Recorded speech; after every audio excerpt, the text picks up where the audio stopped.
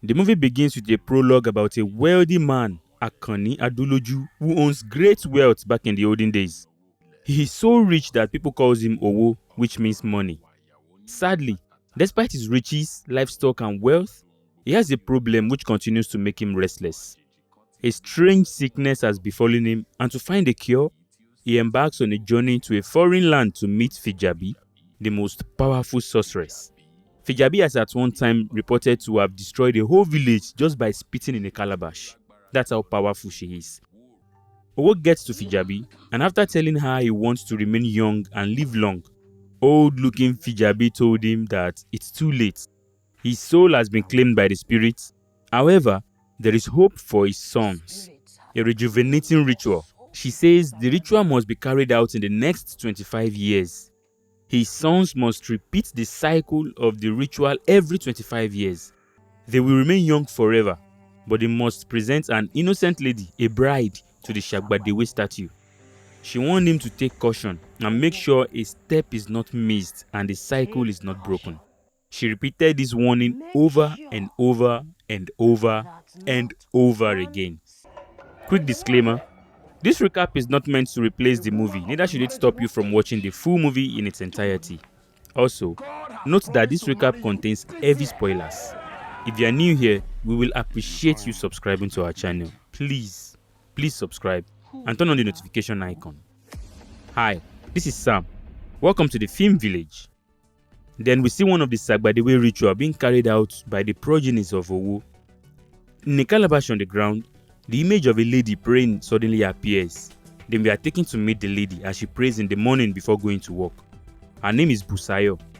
After praying, she sends her boyfriend a good morning text, expecting a reply. She then leaves to greet her mom. After greeting her mom, she goes to greet her sick father who has a terrible sore on his left leg. She checked to see that some of his drugs are finished. She told her father to have faith that he will be fine. Baba says, what he needs is not faith, but money. Stepping out of the house, Busayo sees a strange statue placed at the entrance of their house. She takes a careful look at it, then runs inside to tell her mother. Mama screams, Jesus! African mother that she is, she picks up her anointing oil and then follows her outside to check. Getting there, they couldn't find anything. She begins to pray, pouring the oil at the spot, binding and casting every machination of the devil. The Shagbadewe idol, by the way, is already on the roof of their building. At work, Busayo diligently minds her business and she takes care of the sick patients. One of her co-workers starts telling the rest of the nurse about her own boyfriend, how he just proposed to her. Busayo wants to check if her own guy has at least replied her good morning text that she sent earlier. But to her surprise, she saw a video of him loving up with another girl in his WhatsApp status. He appears to be ghosting her. Talking about ghosts, her mother, while sewing in the house, felt the presence of a dark spirit. She saw a glance of it in the mirror, then quickly picks up her anointing oil again and she begins to pray. The spirit moves from the mother to the father's room, and the father wasn't scared. Instead, he smiled and it appears they both started conversing.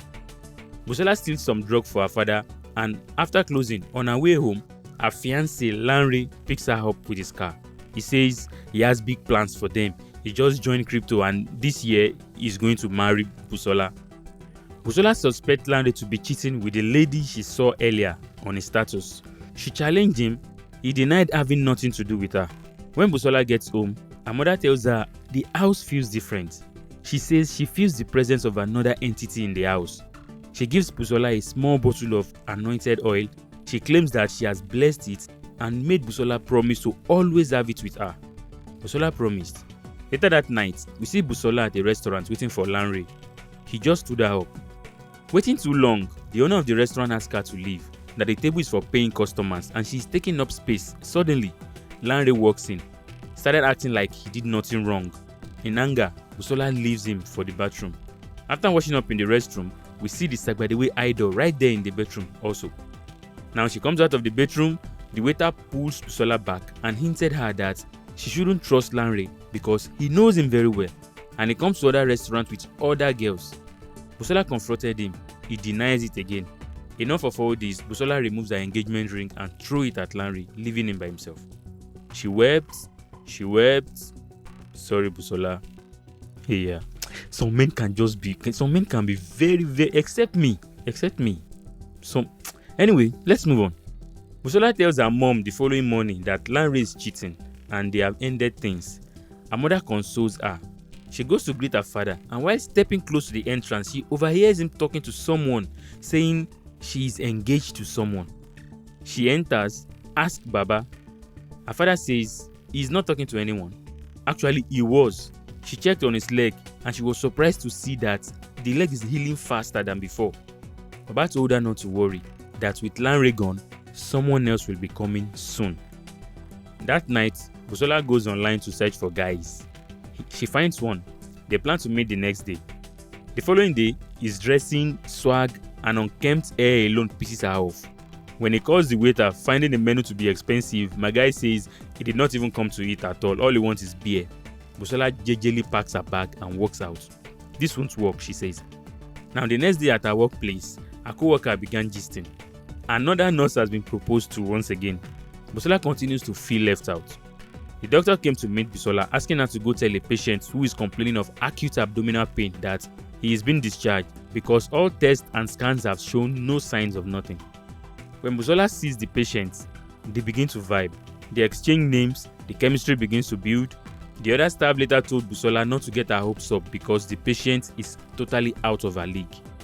The next day, Bisola and her mom start praising God for the fast healing of their father/husband's health. Then the father said to Bisola, "You saw him today, didn't you?" Bisola says, "Saw who?" Remember that the father has conversed with that Sagbadewe demon earlier, and the demon has told him what is going to happen. Now, getting to the hospital the next day, she met some presents on her table with a note that says, "I'd like to take you to dinner." Bisola showed it to her mom, who advised her to return it because she has a bad feeling about it.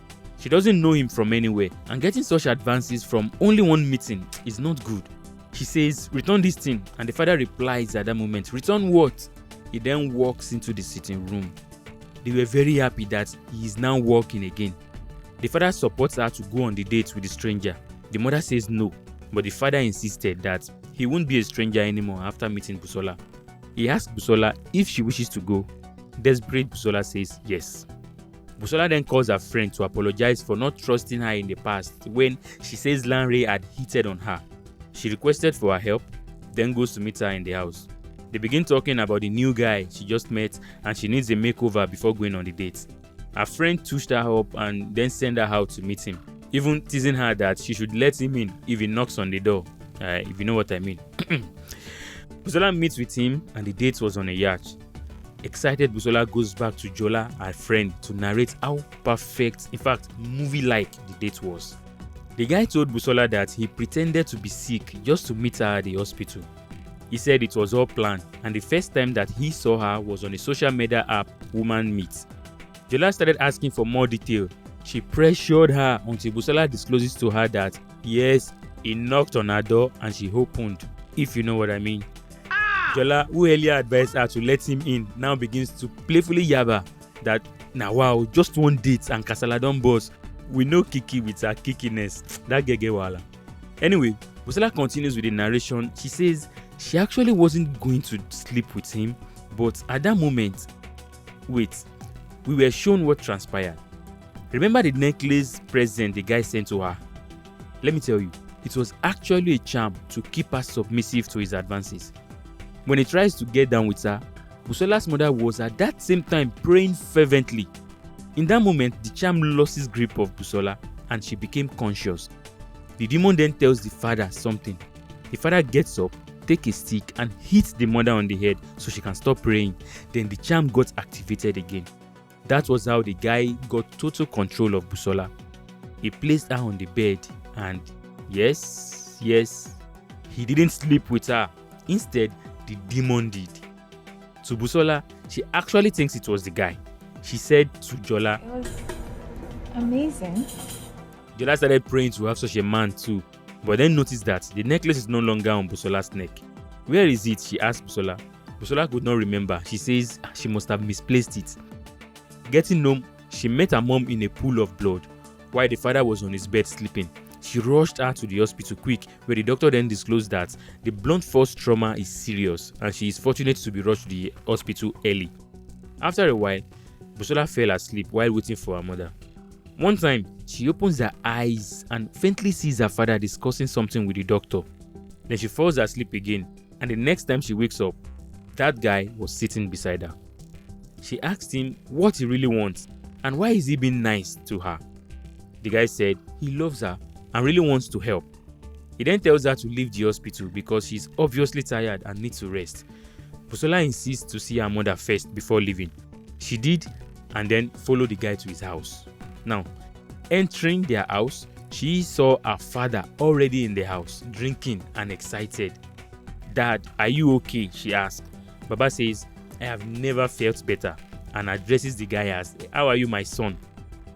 He showed her her room, and immediately, tired Bisola fell asleep. The next morning, Bisola wakes up.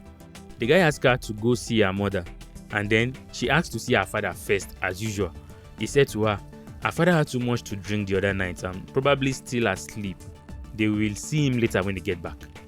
On their way to the hospital, Bisola's mother, while in a coma, had a dream. She saw her daughter Bisola on the floor and a demon trying to climb on her.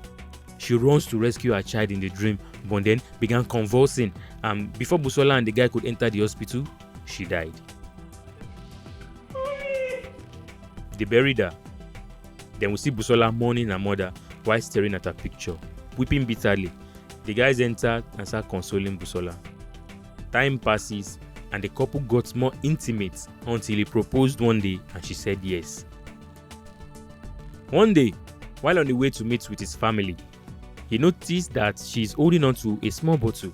He asked her why she's always having that bottle with her. She says it's because of her mother. She then asked the guy what is the tradition that makes them meet once in a year. He says the tradition is the result of being rich from a young age. Bisola tells him she's worried about embarrassing herself. The guy says, "Don't worry." Notice we have been calling him the guy. It's because we still don't know his name at this point. They arrived home and we see the guy's brother standing with another young lady, the lady we saw at the beginning of the movie being performed the ritual upon. They exchange greetings and Bisola greets the lady, Tomisin. She responded in that Jordan Peele Get Out movie kind of vibe. The shower went inside. A guy says he would like to take a nap. He asks Bisola to join him, but she says she wants to take a tour of the environment first. He then tells her not to get lost. Bisola leaves. Walking about the premises, she walks by a garden where 3 of those idols were placed. She gets to a room where she met Tomisin in an awkward position. "Are you okay?" Tomisin replies awkwardly. Then Tomisin asks her, "Did you find him or did he find you?" Bisola says, "Who?" This is when we hear the name for the first time. "Did you find Tunji or did he find you?" In a moment, she became conscious and nervous, definitely scared. Wanted to talk, but she couldn't. Instead, she says, he's watching. Right there, Tunji's brother enters the room to quickly whisk her away before secret could begin fly about. Bisola met Tunji and tells him about everything that happened. And he covers up by saying, "Oh, Tomisin has bipolar disorder. Perhaps she has forgotten to take her medicine." She shall laugh and they began to jiggy. Anyway, that night, Bisola got dressed to meet with Tunji's family. Before going, Tunji says he has a surprise for her. He then brings out the charmed necklace again. Bisola was excited that wow, Tunji found it, thinking she had lost it before. She says she would like to go fix her lipstick and put on the necklace again. Tunji asks her to hurry up, that they will be waiting for her downstairs. While in front of the mirror, the chain begins to glow, and then Bisola sees that statue again. Now at the dining, Tunji's brother introduces her to the rest of the family. They were all looking suspicious to Bisola. Bisola calls Tunji to tell him that she saw something weird in the bathroom. Tunji shuts her down, saying, "Don't worry, we'll talk about it after dinner." Then the demon appeared and disappeared in a flash. She asked the lady sitting beside her if she saw it. The lady replied, "See what?" She says, "Don't worry." Then she asks who she is to Toby. The lady replies with, "I serve Toby, and so you will also serve Tunji." She thought it was a joke, but sees that this lady is serious. So she then develops stomach upset, and the lady says to her, "It's in you. It is time." She runs to the bathroom. Her tummy started growing as if she's pregnant. She remembers the anointing oil her mother gave to her. Quickly, she drank everything and then begins to cough and then vomited that Sagbadewe statue into the sink. Seeing it, she ran out of the bathroom. Now outside, the whole place has transformed. Remember, the cycle has been broken as warned by Fijabi earlier. Getting to the dining, she was shocked to see some old men seated and Tomisin's severed head on the dining. Even her own father was among the men, smiling and looking at her. Tomisin's head now said to her, "Run." She began running down the stairs and we see hands stretching out of the wall trying to grab her. She escaped the hands, but then the necklace begins to glow again. She became unconscious and then slowly walks out and steps into the ritual circle that has been drawn. The demon comes to attach itself to her. Remember, the cycle has been broken. She has vomited the statue, so there was no connection for the demon to attach itself to. The demon got angry and began chasing the men instead. It caught up with them, killed some of them, and turned them into a statue. Bisola escapes and runs to Jola's house, who at that time was using Bisola as a prayer point for God to provide her own billionaire boyfriend for her. Father Lord, Shebi, you are the one that created Bisola. Am I a tomati? Am I a stupid? Bisola gets to her place and we believe she begins to tell her the whole story. Now, here is the twist in the movie. Fijabi, the powerful sorceress who destroyed the whole village just by spitting into a calabash, we saw her. This time, she is now young. Did you get it? She, Fijabi, is the one using the essence of these men and girls to keep herself young. The men think they are the one getting the benefit of the Sagbadewe ritual by staying rich and young, when in reality, Fijabi is the one at the receiving end. She is the one getting younger. Then the movie ends with Fijabi staring into the camera and saying, "What if I told you, you can be young forever?" Our next video is going to be a thorough discussion of this movie because we find many things wrong with it. Yes, it's a little bit shocking. It may even scare you, but to some of us, this is just child's play when it comes to the horror genre. In fact, there are many things wrong with this movie. Stay tuned for the review, and so you don't miss out, please subscribe to this channel and turn on the notification bell. Thank you for watching. Until the next video, I am Sam, and this is the Film Village.